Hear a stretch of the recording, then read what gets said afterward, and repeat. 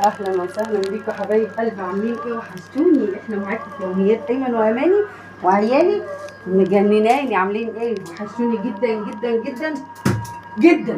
عاملين ايه؟ المهم احنا النهارده ايه، جوزي اتصل بيا قال لي يا اماني عامله لنا اكل ايه؟ قلت له والنعمه ما اعرف اعمل اكل النهارده. قال لي عامه اعملي لي صينيه بطاطس. اقعدي يا سوسو. راجع قال لي اعملي لي صينيه بطاطس. يا سوسو بسم الله الرحمن الرحيم. بعمل بصل حلقات. طب اقعدي يا سوسو. المهم طلب مني صينيه بطاطس، وبعد ما طلب مني صينيه بطاطس رجع قال لي لا اعملي لي عندك بسله في الثلاجه. قلت له عندي بسله.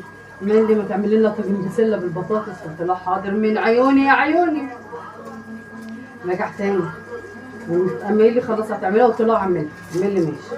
المهم يا جماعه عملتها له، وانا اصلا كنت سالقه ايه، كان عندي شويه بتاع نص كيلو كده ايه اسمها دي قوامص، كنت سلقاها.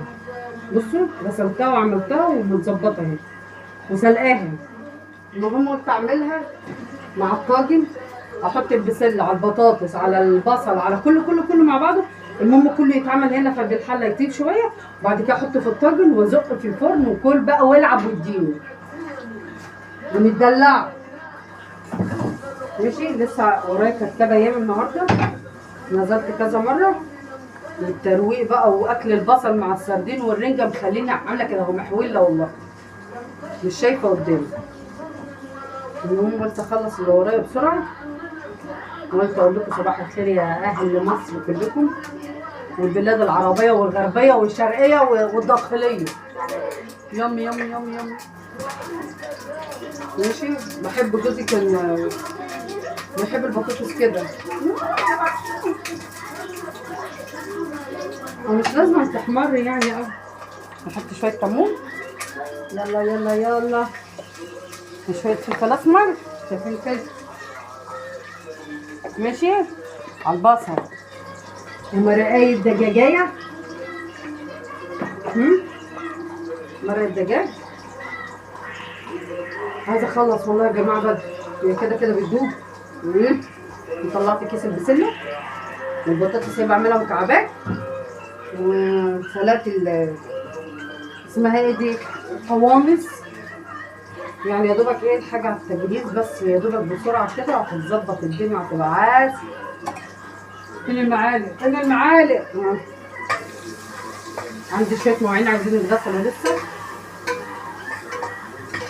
لما باكل سردين وفسيخ ورنجه بتنح والله، ببقى قاعده متنحه طول النهار.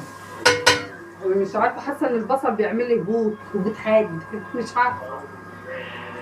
المهم قلت اغديهم اكل ايه، ما ينفعش طبعا البطاطس بالبسله دي تبقى ورديه، انتوا عارفين لازم يبقى فيها لحمه. ونجيبه منين اللحمه؟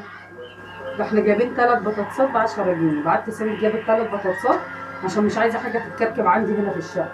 السوق تحتيه على طول، يعني مسافه ما البت ما بتنزل او انا بنزل نجيب اللي احنا عايزينه ونطلع على طول.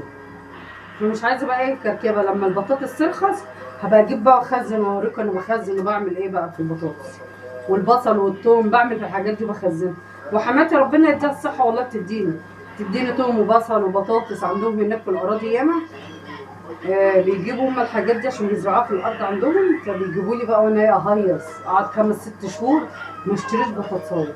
لسه شاريه قريب والله. المهم البصل خلاص قرب يتعمل، مش عايزاه يتحمر قوي عشان ما يعملش حموضه. وهحط شويه سكر دلوقتي، رشه سكر صغنونه قد الفسفوسه. ماشي. تعالى تاني عشان تتغسل. والنعمه منورين.